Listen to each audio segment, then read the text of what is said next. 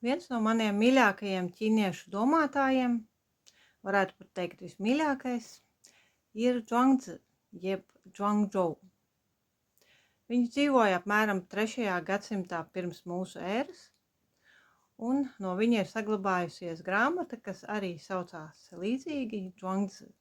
Vismaz daļu no tās varbūt ir sarakstījis viņš pats vai viņa sekotāji.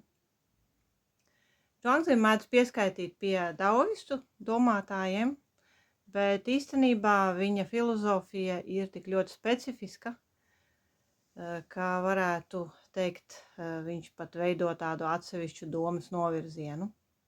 Viņa darbi ir maz tulkoti rietumu valodās, jo tie ir ļoti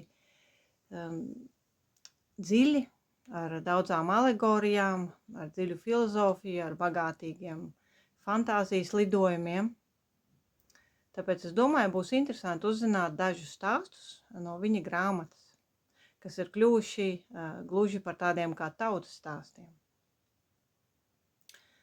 Visa grāmata iesākas ar nodaļu, kas saucās Tālais ceļojums, jeb brīvais ceļojums.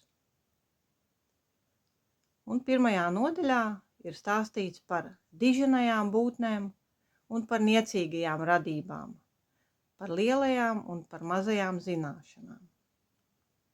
Ziemeļu dzīlēs bija kāda zivs. Tās vārds bija Kun. Nav zināms, cik 1000 lī gara tā bija.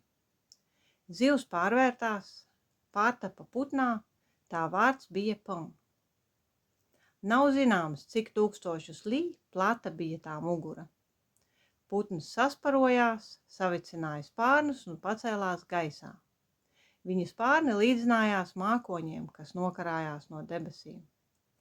Kad jūra sakustējās, šis putns gatavojās doties uz dienvidu dzīlēm. Dienvidu dzīles ir debesu dīķis. Cikāde un balodis, smejoties par viņu, teica: mēs ātri paceļamies un aizlidojam. Citreiz uzšaujamies vītolā. Citreiz to nesasniedzot, nolaižamies atkal zemē. Tas arī viss. Kāpēc mērot tik daudzus 1000 lī un tiekties uz dienvidiem?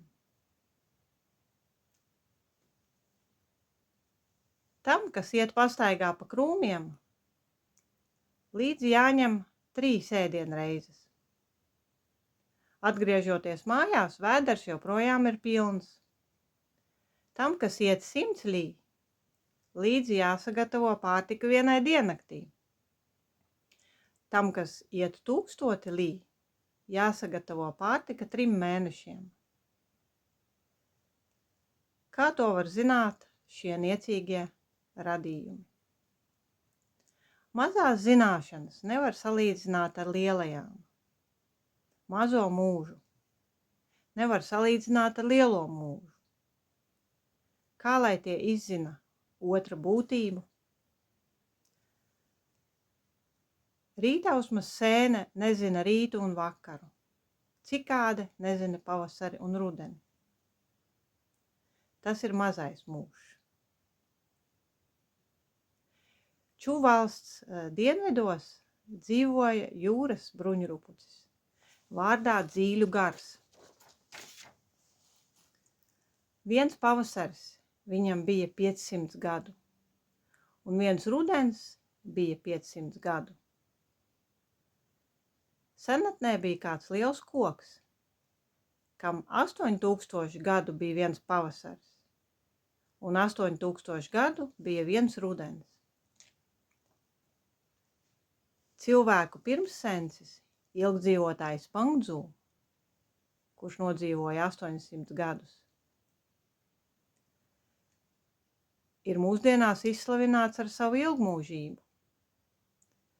Bet vai tas nav nožēlojami, ka visi cilvēki cenšas viņam līdzināties?